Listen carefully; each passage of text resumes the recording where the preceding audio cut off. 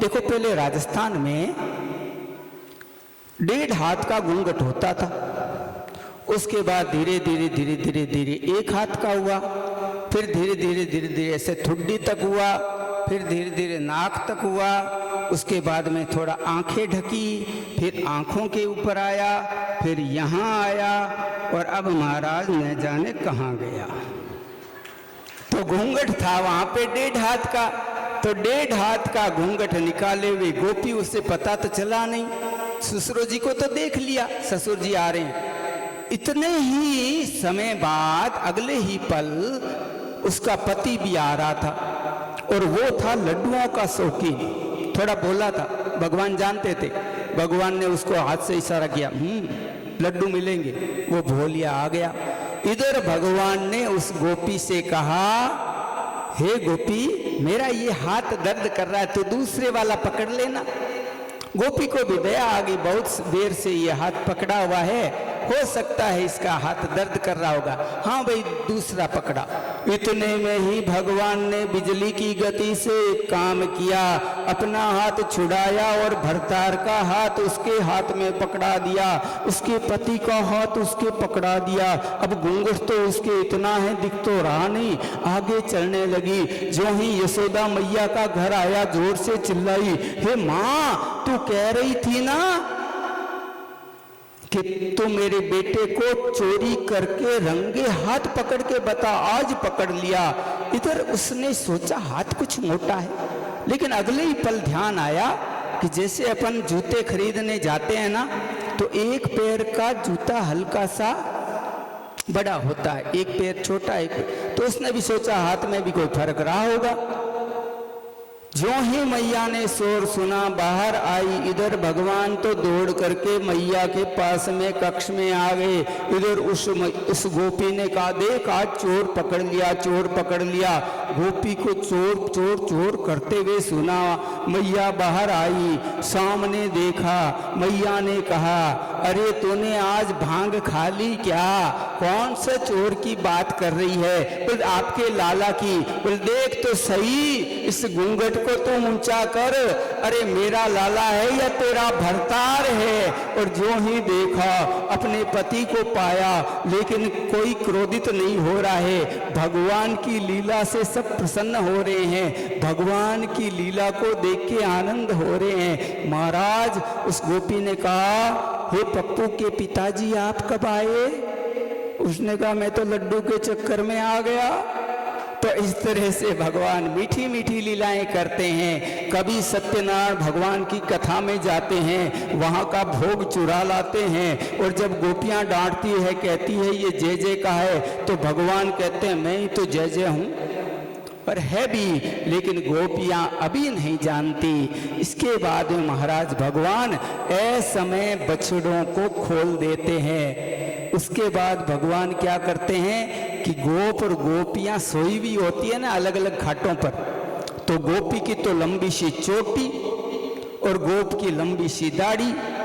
अब रात्रि को सबको प्यास लगती है ना, गर्मी के दिनों में 2-2:30 बजे उठते हैं, तो भगवान धीरे से जाते हैं रात्रि में, और गोपी की चोटी और गोपे की दाढ़ी को बांध देते हैं। जो ही वो 2 बजे उठे, झटका लगे, अरे क्या हुआ? सामने दिखता है कन्हैया, अंगूठा दिखा के भाग जाता है। ऐसी लीलाएं हैं। महाराज परम श्रद्धेय ब्रह्मलीन स्वामी राम सुखदास जी महाराज कहा करते थे कि यदि किसी का मन अशांत हो जाए, कोई दुविधा आपको घेर ले, मन में उदासी छा जाए, मन बेचैन हो जाए, किसी काम में मन नहीं लगे, तो भगवान की बाल लीलाओं को पढ़ना चाहिए, बाल लीलाओं को सुनना चाहिए।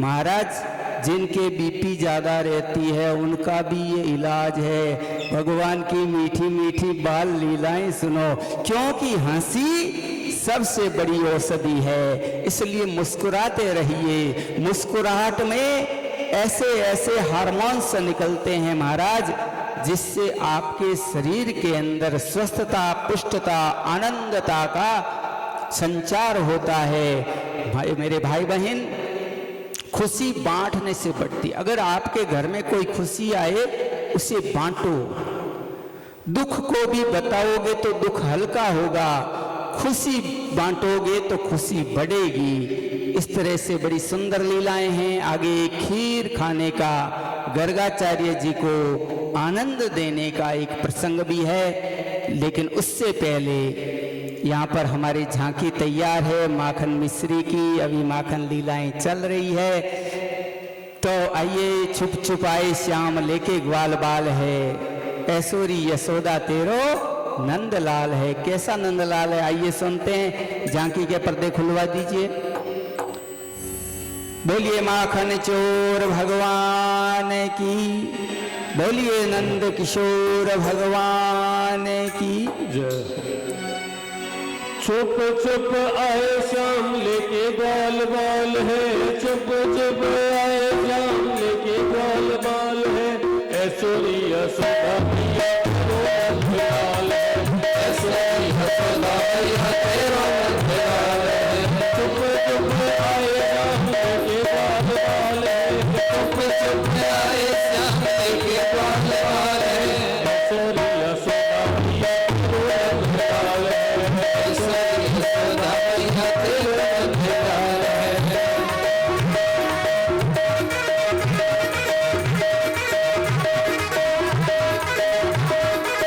ऐश्वरी यशोदा मैया तेरो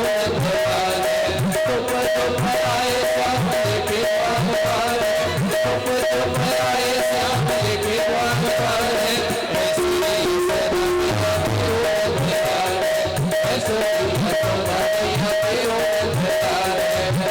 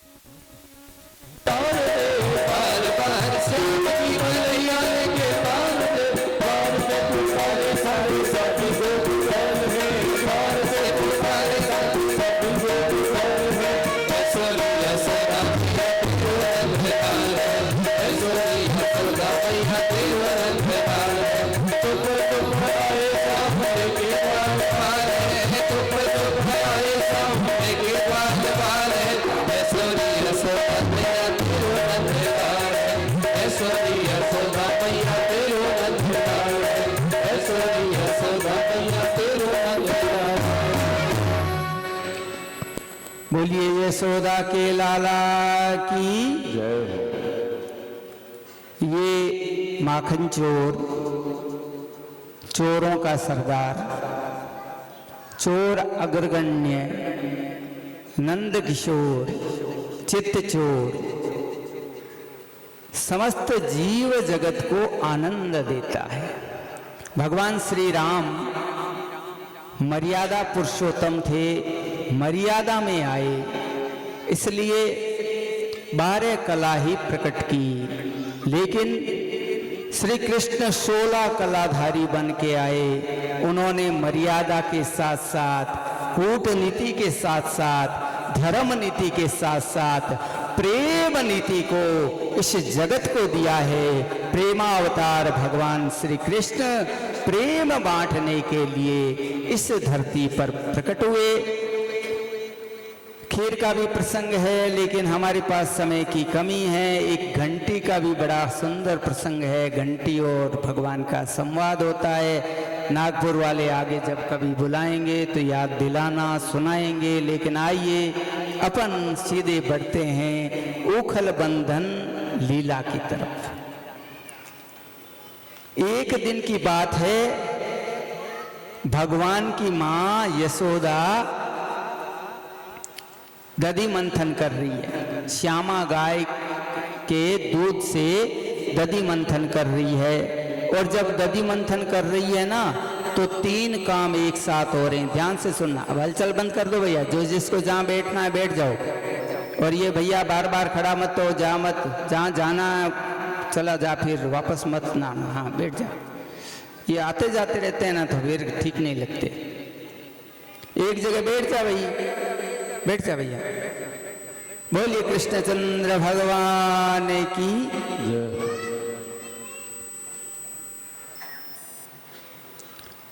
तो मैया दधि मंथन कर रही है। मैया थोड़ी शरीर में है बलिष्ठ, थोड़ी सी मोटे वजन की, और रंग है गोरा।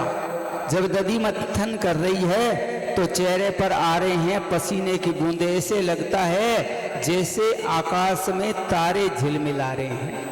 बहुत सुंदर। और मैया जब दधि मंथन कर रही है तो 3 काम एक साथ हो रहे हैं। आप भी माताएं जब भोजन बनाओ तो ये 3 काम होने चाहिए। ध्यान से सुनना। मैया भगवान के लिए काम कर रही है, तो आप भी भोजन करो, भोजन बनाओ, व्यापार करो, दुकान में जाओ, नौकरी करो, खेती करो, तो ये समझना मैं भगवान का काम कर रहा हूं। तो पहला हुआ भगवान का काम। दूसरे, वो जब दधि मंथन कर रही है तो भगवान का कीर्तन कर रही है। आप भी जो भी काम करो उसमें भगवान का नाम लेते हुए, रोटी बनाते हुए, चाहे व्यापार करते हुए भगवान का नाम लो, कीर्तन करो।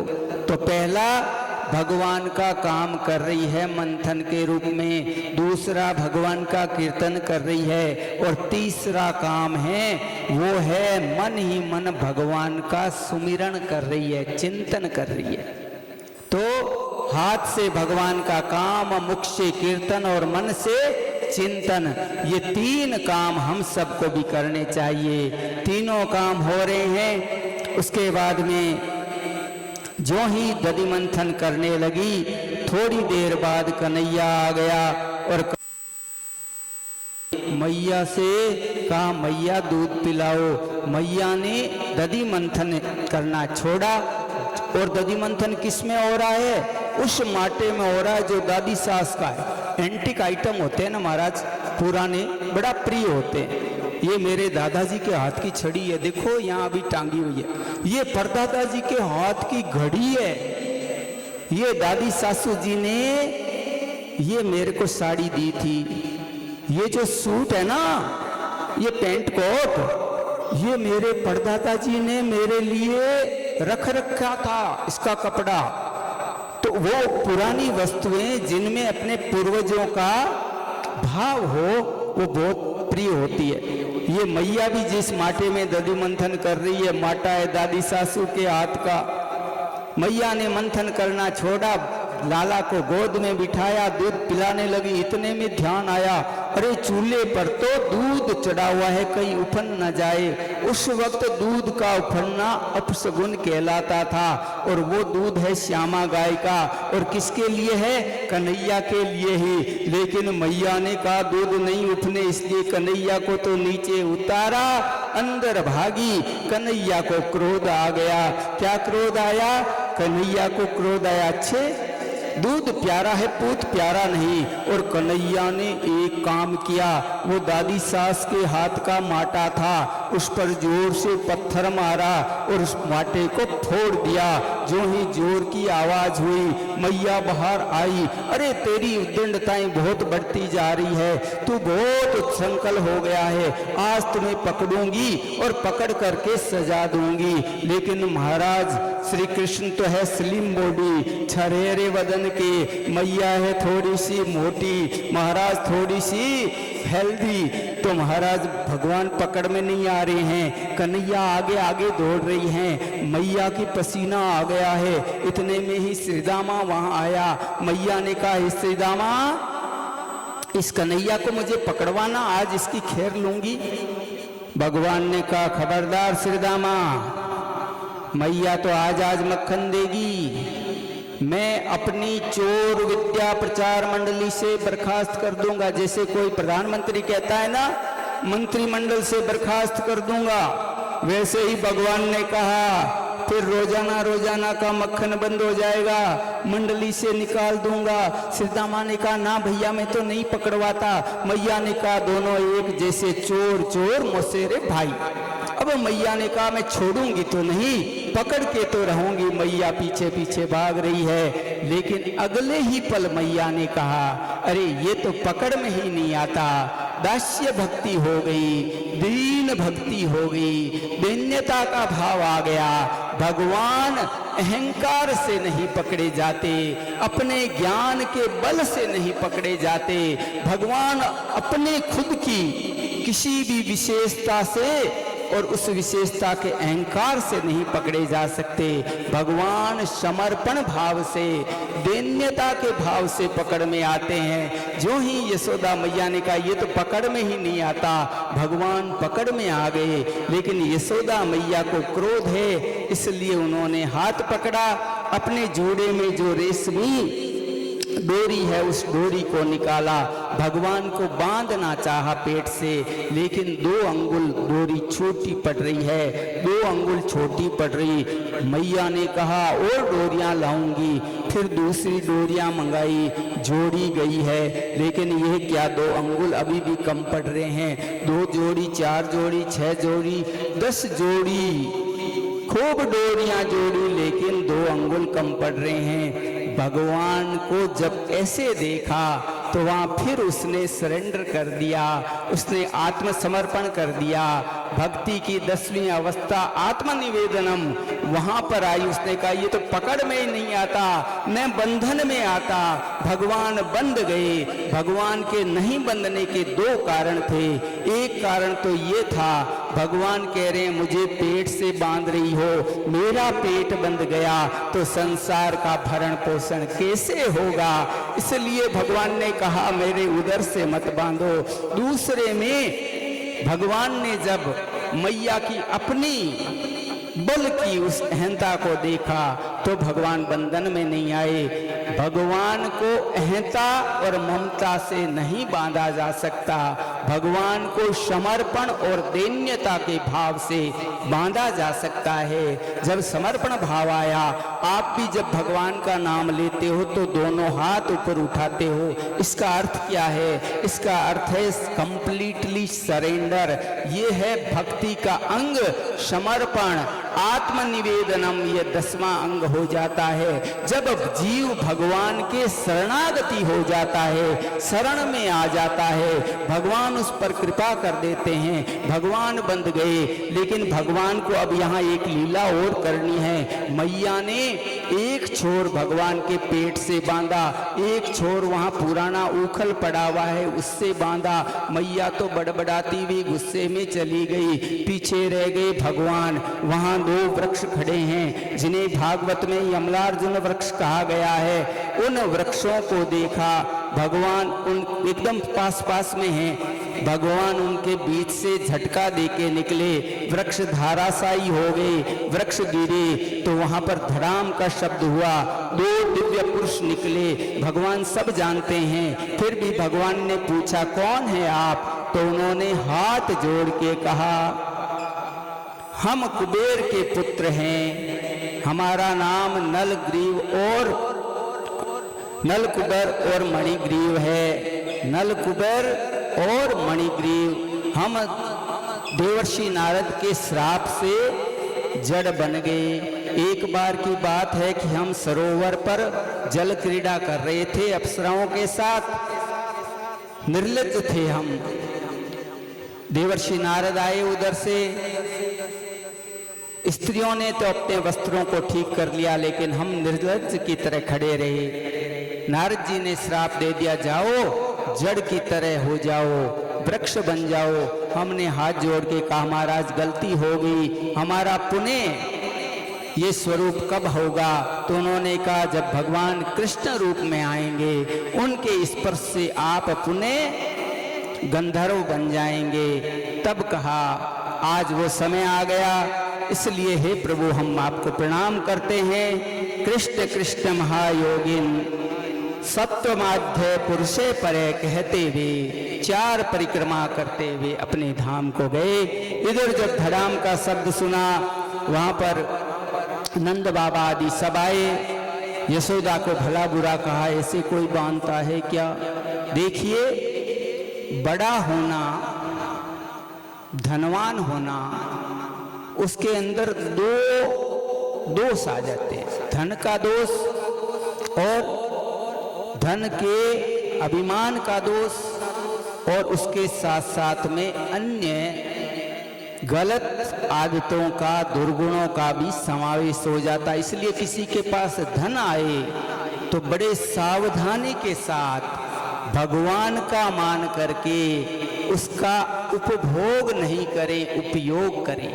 देखो धन का, आपको किसी को धनवान भगवान बनाया, किसी को फैक्ट्री का मालिक बनाया, किसी को कोई और बड़ा व्यवसाय दे करके, बड़ा नौकरी दे करके, बड़ा पद दे करके यदि आपको बनाया है, तो आप उसका मालिक नहीं बन करके, उसका उपभोग करता नहीं बन करके उपयोग करता बने, केयर टेकर बने, और उस धन को 10% गरीबों में, जरूरतमंदों में, देवालयों में, गौशालाओं में, जहाँ जहाँ आवश्यकता है, चिकित्सालयों में, हमने देखा है बहुत से लोग बिना धन के चिकित्सा के अभाव में मर जाते हैं। उन्हें चिकित्सकीय सुविधा उपलब्ध कराएं तो वो धन का उपयोग हो गया। केवल अपने ऊपर खर्चा करोगे तो वो उपभोग हो गया। तो धन का उपभोग नहीं करें, धन का सदुपयोग करें, ऐसा कहा। उसके बाद में जब ये धड़ाम का शब्द हुआ तरह तरह के, जब यहाँ पर वृंदावन में, गोकुल में कई कारण हुए, जिसमें पूतना आई, फिर सक्टासुर आया, फिर तृणावर्त आया, अभी 2 वृक्ष गिर गए, तो सबने एक मीटिंग की। तो वहाँ उपनंद आदि सब बैठे हैं। उन्होंने कहा पास में ही एक वन है बहुत सुंदर, जिसका नाम वृंदावन है, वहाँ हम चलें। वनम वृंदावनम नाम पसव्य नवकाननम गोपी गोपी गवाम सेव्य पुण्यादि तृणाविरुद्धम। महाराज वहाँ एक सुंदर वन है, वनम वृंदावनम नाम पसव्य नवकाननम गोप गोपी गवा सेव्यम पुण्यादि तृण विरुद्धम। ऐसे वृंदावन में जहाँ वृंदा है, तुलसी है, बहुत सुंदर हरियाली है, हमारी गायें अच्छे से चरेगी, हम सब ग्वाल है, तो सब वहाँ पर वृंदावन जा रहे हैं। सब ने अपने अपने छकड़ियों के ऊपर पदार्थों को रखा, परिवार को लिया, बाल गोपाल को लिया, सब भगवान का नाम लेते हुए जा रहे हैं। यहीं पर अगासुर का भगवान उद्धार करते हैं, ब्रह्मा जी के मोह का भी नाश करते हैं। इधर भगवान गोचारण करने लगे हैं। पहले वत्स चारण किया है, बछड़ों को चराया है, बछड़ों को चराया। एक दिन भगवान वन में हैं तो वहां पर बैठे बैठे टिफिन कर रहे हैं, भोजन कर रहे हैं। सबके घरों से भोजन आया हुआ है। भगवान सब बीच में बैठे हैं ऐसे गोल घेरे में, सबसे पूछ रहे हैं तुम क्या लाए, तुम क्या लाए, और सबका झूठा भगवान खा रहे हैं और सबको झूठा खिला रहे हैं। इधर ब्रह्मा जी ने देखा, अरे एक जो बालक था 5 वर्ष पहले वो धरती पे आया, जो भगवान थे वो भगवान अब क्या कर रहे हैं देखते हैं। तो महाराज नीचे तो यहाँ भगवान झूठन खा रहे हैं, इतने में ही वहाँ मधुमंगल बैठा है उदास, उसके पास कुछ नहीं। भगवान ने कहा तू क्या लाया? बोले मेरे घर तो चूल्हा ही नहीं जला। भगवान ने कहा जा जो भी घर में है वो लेके आ। मधुमंगल गया और घर से एक बासी कड़ी वो लेके आया। कड़ी समझते हैं ना, कड्डी, तो उसको लेके आया महाराज। लेकिन जो ही भगवान के पास पहुंचने लगा, उसको लगा मैं इस बासी कड़ी को कैसे खिलाऊं प्रभु को। खुद पी गया, लेकिन भगवान दौड़ के गए, वो सारी पी गया, लेकिन थोड़ी उसके होठों से होते हुए नीचे झर रही थी। भगवान जीभ लगा करके चाटने लगे। ब्रह्मा जी ने ऊपर देखा, सर चकराया, अरे ये वेद विरुद्ध कार्य कर रहा है, झूठन खाना खिलाना वेद विरुद्ध है, इसलिए ये भगवान नहीं हो सकता, कदापि नहीं हो सकता। अभी परीक्षा लेता हूं। इधर भगवान के बछड़े, ग्वालों के बछड़े, सखाओं के बछड़े चर रहे हैं। ब्रह्मा जी ने उन बछड़ों का हरण कर लिया, ब्रह्मलोक ले गए। पीछे से देखा, अब ये रोएंगे। इधर भगवान ने अपने सखाओं से कहा जाके देखो बछड़े कहाँ तक चर रहे हैं, किस दिशा में गए हैं। एक सखा गया और भाग के आया, भगवान बछड़े नहीं हैं। भगवान ने कहा कोई बात नहीं, मैं देखने जाता हूँ। भगवान बछड़ों को देखने गए, पीछे से ब्रह्मा जी ने ग्वाल बालों को भी हरण कर लिया, अपने ब्रह्मलोक ले गए। फिर ब्रह्मा जी ने सोचा अब आनंद आएगा, अब न तो इसके ग्वाल बाल है न इसके बछड़े, ये रोने लग जाएगा, साधारण बालक है। लेकिन भगवान को तो सब पता चलता है, अंतर्यामी है, सर्वात्मा है। इसलिए उन्होंने कहा अच्छा ब्रह्मा, बेटा हुआ ना, नाभि से कमल, कमल के ऊपर भगवान ब्रह्मा को बनाते हैं, तो ब्रह्मा के पिता कौन है? श्री भगवान है। भगवान ने कहा बेटा तुम्हारी करतूत में समझ गया, अभी इसका आनंद चखाता हूँ। भगवान ने अपने संकल्प से वैसे के वैसे बछड़े बना दिए, वैसे के वैसे ग्वाल बना दिए। महाराज भगवान ये बताना चाहते हैं, हे ब्रह्मा, जब तुम कोई जीव बनाते हो तो पंचभूत तत्वों की आवश्यकता रहती है, लेकिन जब मैं बनाता हूँ तो केवल संकल्प से ही सृष्टि का निर्माण कर देता हूँ। भगवान ने अपने संकल्प से वैसे के वैसे ग्वाल बाल, वैसे के वैसे बछड़े, वैसे की वैसी लकुटी, वैसे के वैसे दुपट्टे, वैसे के वैसे वस्त्र, सब कुछ वैसा ही बना दिया। और 1 साल हो गया। ब्रह्मा जी का तो एक छोटा सा पल था, इस धरती पर 1 साल हो गया। उसी समय अगासुर को भगवान ने मारा।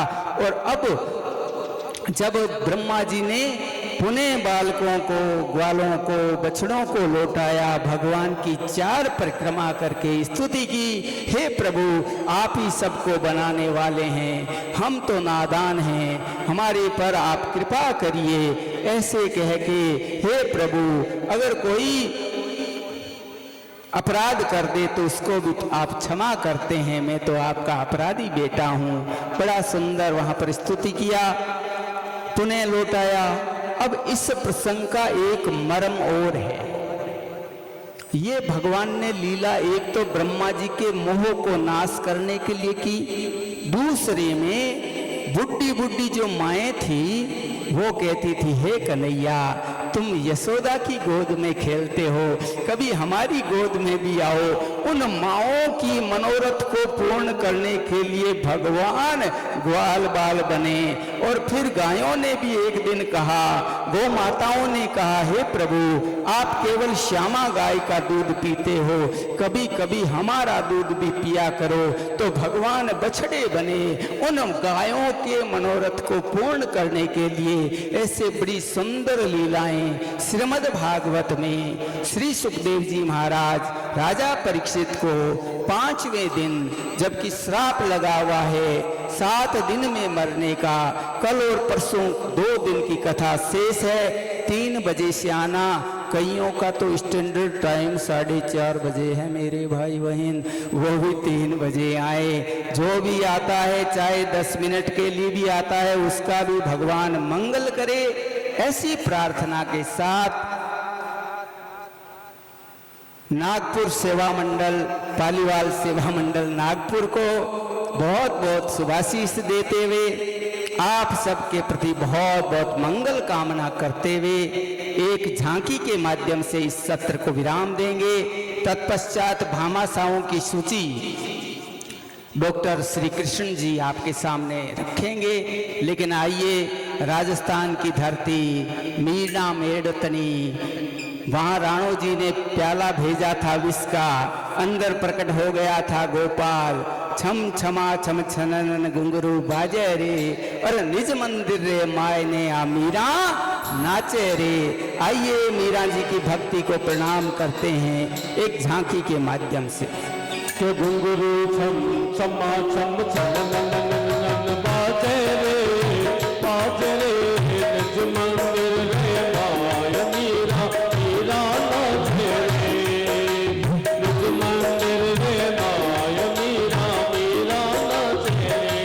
के घुंघरू छम छमा छम छनन बाजे रे, बाजे रे, निज मंदिर रे माय मीरा, मीरा नाचे रे, निज मंदिर रे माय मीरा, मीरा नाचे रे।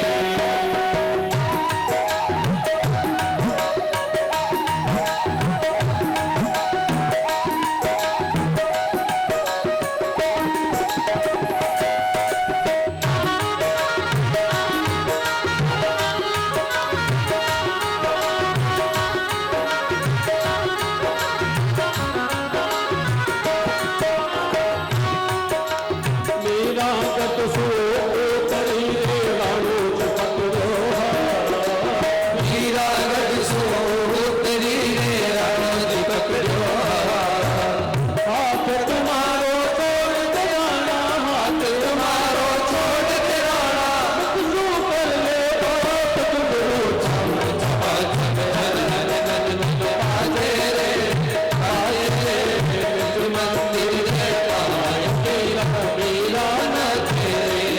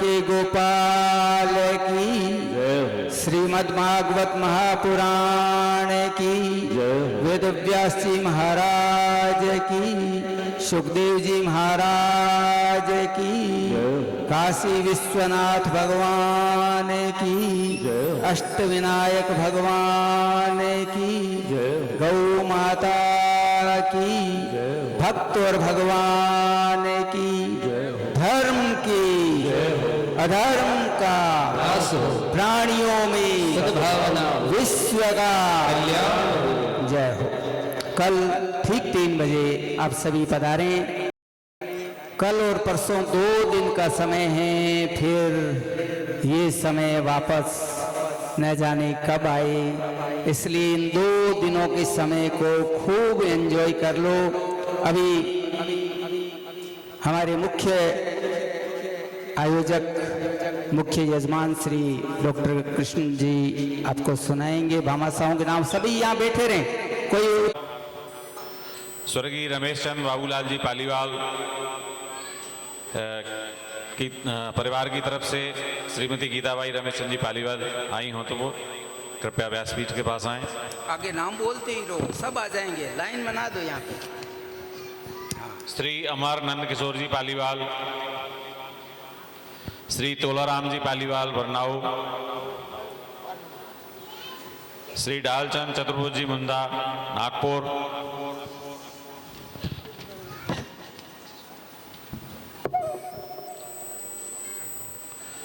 श्री सांगीनाथ तुलसीराम जी धामट नागपुर, श्रीमती माया संतोष जी पालीवाल पटेरा मध्य प्रदेश, श्री रमेश जी पालीवाल बारनऊ, श्री रामलाल मोहन लाल जी मुंदा नागपुर, श्रीमती संध्या जयप्रकाश जी पालीवाल महोबा उत्तर प्रदेश, श्री राजेंद्र सुरेंद्र जी हरजाल काटौल, डॉक्टर उमाकांत राधाकृष्ण जी पालीवाल,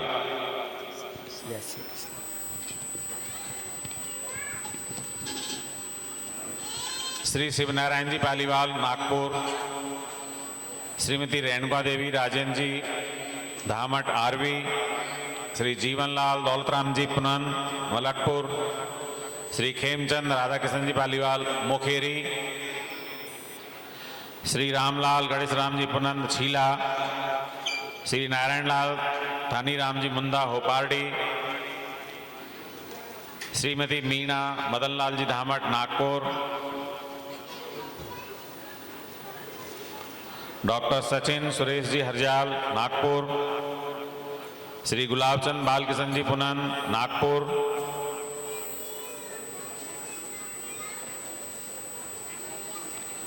श्री जयनारायण मुरलीधर जी जस्सू, श्री मदन लाल जी जस्सू,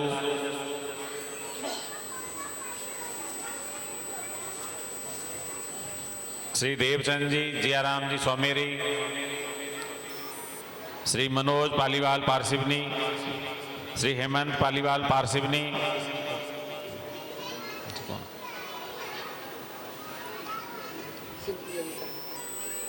श्रीमती ललिता लाल जी पालीवाल आरवी,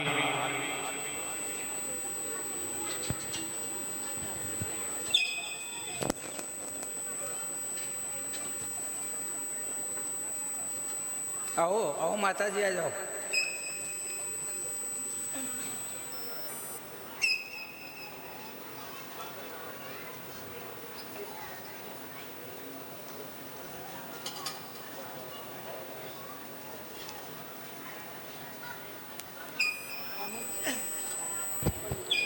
आमंत्रित सदस्य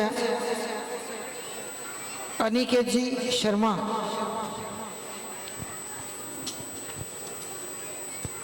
सपरिवार,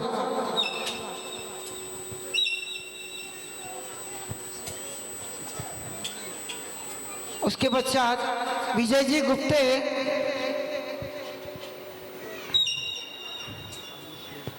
अभिषेक जी शर्मा, विजय जी गुप्ते, इनको ये नहीं देना, प्रवीण जी डबली, प्रवीण राठी इनके साथ।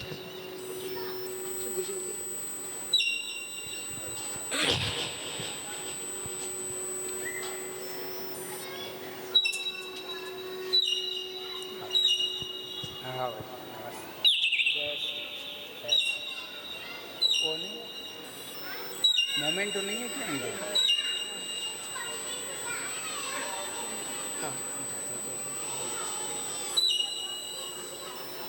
हाँ दो पल्लू जाएगी।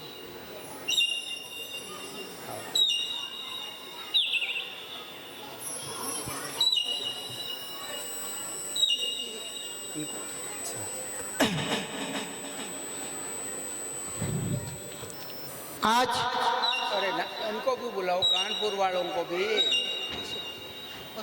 आज आए हुए हैं तो अभी तो उनको दो को तो बुला लो ना। सब साथ में देंगे। सब साथ में लेंगे, उनसे बात हो गई। चलो ठीक है।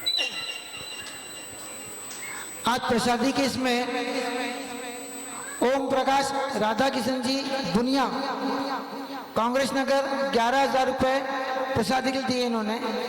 और आज की जो प्रसादी है वो डॉक्टर लीलाधर जी मोहनलाल जी दामट सिंधी रेलवे की तरफ से।